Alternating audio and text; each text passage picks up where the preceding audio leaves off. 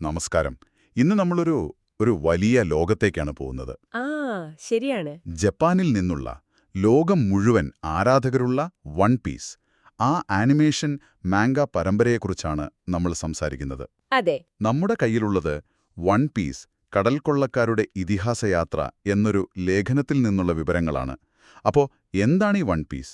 എന്തുകൊണ്ടിത് ഇത്ര പോപ്പുലറായി? നിങ്ങളിത് കാണണോ വേണ്ടയോ?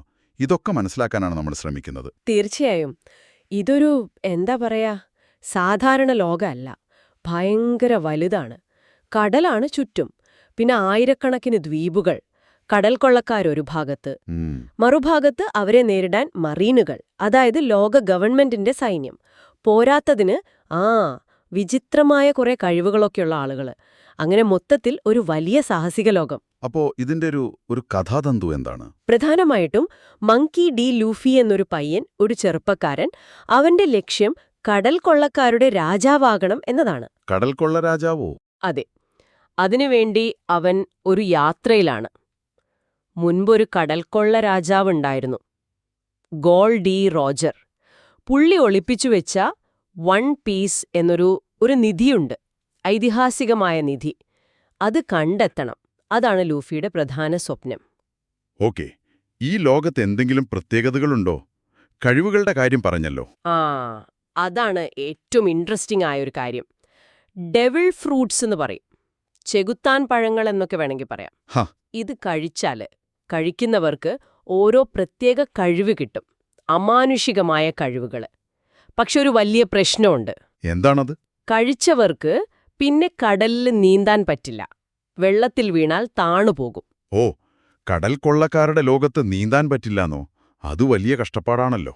അതെ അതെ, അതാണ് അതിന്റെ ഒരു ട്വിസ്റ്റ്. നമ്മുടെ ഹീറോ ലൂഫി ഇല്ലേ, അവൻ കഴിച്ചത് ഗം ഫ്രൂട്ടാണ്, റബ്ബർ പഴം. റബ്ബറോ? അതെ. അവന്റെ ശരീരം മുഴുവൻ റബ്ബർ പോലെയായി. അപ്പൊ കൈയും കാലുമൊക്കെ ഭയങ്കരമായിട്ട് വലിച്ചു നീട്ടാം, ഊതി വീർപ്പിക്കാം, ശത്രുക്കളോട് പോരാടാനൊക്കെ ഇത് എന്താ പറയാ, ഭയങ്കര ഉപകാരപ്രദമാണ്. പക്ഷെ വെള്ളത്തിൽ വീണാൽ തീർന്നു. കൊള്ളാം, ഇൻട്രസ്റ്റിംഗ്. അപ്പോ ലൂഫി ഒറ്റയ്ക്കാണോ ഈ യാത്രയൊക്കെ പോകുന്നത് ഇത്രയും വലിയ ലോകത്ത്? ഒരിക്കലുമല്ല. അതാണ് ലൂഫിയുടെ ഏറ്റവും വലിയൊരു പ്ലസ് പോയിന്റ്. അവന്റെ കൂടെ ഒരു ഉഗ്രൻ ടീമുണ്ട്. സ്ട്രോ ഹാറ്റ് പൈറേറ്റ്സ് എന്നാണ് അവരുടെ പേര്. ഓക്കെ. അതിലെ ഓരോരുത്തർക്കും അവരവരുടേതായ വലിയ സ്വപ്നങ്ങളുണ്ട്, സ്വന്തം ലക്ഷ്യങ്ങളുണ്ട്. ഉദാഹരണത്തിന് സോറോ. അവന്റെ ആഗ്രഹം ലോകത്തിലെ ഏറ്റവും വലിയ വാൾപ്പയറ്റുകാരനാകണമെന്നാണ്. പിന്നെ നാമി, അവൾക്കൊരു ലോകഭൂപടം വരയ്ക്കണം. നാവിഗേറ്റർ. അതെ.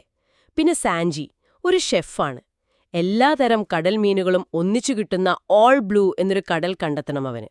ഇവരൊക്കെ തുടക്കം മുതലേ ലൂഫിയുടെ കൂടെയുണ്ട്. ഈ കൂട്ടുകെട്ട്, ഈ ടീം, അതാണ് ഇതിന്റെ ഒരു പ്രധാന ആകർഷണം അല്ലേ? തീർച്ചയായും. പിന്നീടങ്ങോട്ട് യൂസോപ്പ് വരുന്നു, ചോപ്പർ എന്നൊരു റെയിൻഡിയർ ഡോക്ടർ, റോബിൻ എന്ന പുരാവസ്തു ഗവേഷക, ഫ്രാങ്കി എന്ന കപ്പൽ നിർമ്മാതാവ്, ബ്രൂക്ക് എന്നൊരു അസ്ഥികൂടം സംഗീതജ്ഞൻ, ജിൻബെ എന്നൊരു മുൻ ഷിച്ചുബുക്കായി. അങ്ങനെ വലിയൊരു സംഘമായി അത് വളരുന്നു. ഓഹോ. വെറുതെ കുറേ ആളുകൾ എന്നല്ല, ഓരോരുത്തർക്കും പറയാൻ ഓരോ കഥകളുണ്ട്, നല്ല ഹൃദയസ്പർശിയായ ഭൂതകാലങ്ങളുണ്ട്. അവരുടെയൊക്കെ വളർച്ച, അവരുടെ ബന്ധങ്ങൾ, അതൊക്കെയാണ് ഈ സീരീസിന്റെ ഒരു വൈകാരികമായ അടിത്തറ. അതായത് വെറും അടിയിടി തമാശ മാത്രമല്ല. അല്ല, നല്ല ആഴത്തിലുള്ള വിഷയങ്ങൾ കൈകാര്യം ചെയ്യുന്നുണ്ട്. സൗഹൃദം, സ്വാതന്ത്ര്യം, സ്വന്തം സ്വപ്നങ്ങൾക്കു വേണ്ടി ഏതറ്റം വരെ പോകാനുള്ള ധൈര്യം, അനീതിക്കെതിരെ പോരാടുന്നത്, പിന്നെ ത്യാഗം. ഇതൊക്കെ വളരെ പ്രധാനപ്പെട്ട തീമുകളാണ് വൺ പീസിൽ. കൊള്ളാം, കേട്ടിട്ട് ഗംഭീരമായി തോന്നുന്നു. പക്ഷേ ഒരു സംശയം, 1000-ലധികം എപ്പിസോഡുകൾ. അതാണ് പ്രധാന ചോദ്യം. ഒരുപാട് വർഷങ്ങളായില്ലേ ഇത് ഇറങ്ങാൻ തുടങ്ങിയിട്ട്? ശരിയാണ്, ഒരുപാട് വർഷങ്ങളായി. 1999 തുടങ്ങിയ ആനിമേഷനാണ്. ഇപ്പോഴും തുടരുന്നു. 1000-ലധികം എപ്പിസോഡുകൾ. മാംഗയാണെങ്കിൽ അതിലും മുന്നോട്ടു പോയി. അപ്പോൾ ഈ ദൈർഘ്യം കാണുമ്പോൾ ചിലർക്കൊരു മടി തോന്നാം. സ്വാഭാവികം. പക്ഷേ നിങ്ങൾക്കിഷ്ടം സാഹസികതയാണെങ്കിൽ, പതുക്കെ വികസിച്ചു വരുന്ന ഒരു വലിയ ലോകം കാണാൻ താൽപ്പര്യമുണ്ടെങ്കിൽ, പിന്നെ കഥാപാത്രങ്ങൾ വെറും സ്റ്റാറ്റിക് അല്ലാതെ കാലക്രമേണ വളരുകയും മാറുകയും ചെയ്യുന്നതൊക്കെ കാണാൻ ഇഷ്ടമാണെങ്കിൽ, തമാശ, ആക്ഷൻ, പിന്നെ ഇടയ്ക്ക് കണ്ണു നനയിക്കുന്ന കുറേ മുഹൂർത്തങ്ങൾ, ഇതെല്ലാം ഒരുപോലെ ഇഷ്ടപ്പെടുന്ന ഒരാളാണെങ്കിൽ വൺ പീസ് തീർച്ചയായും ഒരു വലിയ അനുഭവമായിരിക്കും, മറക്കാൻ പറ്റാത്ത ഒന്ന്. അപ്പോ കാണാൻ തീരുമാനിച്ചാൽ തന്നെ എവിടെ തുടങ്ങണം? 1000 എപ്പിസോഡ് എന്ന് കേൾക്കുമ്പോൾ ഒരു പേടി തോന്നാം.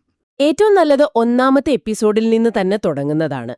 അത് തന്നെയാണ് എല്ലാവരും സാധാരണ റെക്കമെൻഡ് ചെയ്യാറ്. ഓക്കെ. കാരണം കഥാപാത്രങ്ങളെ പരിചയപ്പെടാനും ഈ ലോകത്തിന്റെ നിയമങ്ങൾ മനസ്സിലാക്കാനും ഓരോരോ കഥാഭാഗങ്ങൾ എങ്ങനെ അടുത്തതിലേക്ക് ബന്ധപ്പെട്ട് കിടക്കുന്നു എന്നറിയാനും ആ തുടക്കം മുതൽ കാണുന്നത് തന്നെയാണ് നല്ലത്. ശരി. ഇനി അത്രയ്ക്ക് സമയമില്ലാന്നാണെങ്കിൽ ചിലര് മാംഗ വായിക്കാൻ പറയും, അത് കുറച്ചുകൂടി വേഗത്തിൽ തീരും. അല്ലെങ്കിൽ പ്രധാനപ്പെട്ട ആർക്കുകൾ മാത്രം തിരഞ്ഞെടുത്ത് കാണുന്നവരുണ്ട്. പക്ഷേ അനിമേഷന്റെ ഒരു ഫീൽ കിട്ടണമെങ്കിൽ ആ പശ്ചാത്തല സംഗീതം, കഥാപാത്രങ്ങളുടെ ശബ്ദം, വൈകാരിക രംഗങ്ങളിലെ ആ ഒരു ഇംപാക്റ്റ്, അതെല്ലാം ശരിക്കും അനുഭവിക്കണമെങ്കിൽ മുഴുവനായി കാണുന്നത് തന്നെയാണ് നല്ലത്. ആ യാത്ര മുഴുവനായി ആസ്വദിക്കുന്നതാണ് അതിന്റെ ഒരു ഭംഗി. അപ്പോ നമുക്കിതൊന്ന് ചുരുക്കി പറയാം. ഒരു ഇതിഹാസ സമാനമായ യാത്രയാണ് വൺ പീസ്. അതെ. ഒരുപാട് വിചിത്രമായ കാര്യങ്ങളുള്ള അതിവിശാലമായ ഒരു ലോകം, മനസ്സിൽ തങ്ങി നിൽക്കുന്ന ഒരുപാട് കഥാപാത്രങ്ങൾ, പിന്നെ സൗഹൃദം, സ്വപ്നങ്ങൾ, സ്വാതന്ത്ര്യം പോലെയുള്ള എക്കാലത്തും പ്രസക്തമായ വിഷയങ്ങൾ. ഇതെല്ലാമാണ് വൺ പീസ്, അല്ലേ? കൃത്യമായി പറഞ്ഞു. അത് തന്നെയാണ്. അവസാനം ഒരു കാര്യം കൂടി ഞാൻ ഒരു ചിന്തയ്ക്ക് വേണ്ടി പറയാം. പറയൂ. ഈ വൺ പീസ് എന്ന നിധി തേടിയാണല്ലോ ലൂഫിയും കൂട്ടരും പോകുന്നത്. പക്ഷേ ആ യാത്രയിലുടനീളം അവർ നേടുന്ന കാര്യങ്ങളുണ്ട്. ആ സൗഹൃദങ്ങൾ, അവർ പഠിക്കുന്ന പാഠങ്ങൾ, അവർ നേടുന്ന അനുഭവങ്ങൾ, സ്വന്തം സ്വപ്നങ്ങൾക്കു വേണ്ടി നിലകൊള്ളാനുള്ള ആ ഒരു ശക്തി. ഒരുപക്ഷെ അതെല്ലാം ആയിരിക്കുമോ യഥാർത്ഥ വൺ പീസ്? ആ നിധിക്ക് അപ്പുറം അവർ കണ്ടെത്തുന്ന, അല്ലെങ്കിൽ ഈ യാത്ര കാണുന്ന നിങ്ങൾ ഒരുപക്ഷെ കണ്ടെത്തിയേക്കാവുന്ന മറ്റെന്തെങ്കിലും ഒരു വൺ പീസ്? അതൊരു ചോദ്യമാണ്. ശരിയാണ്.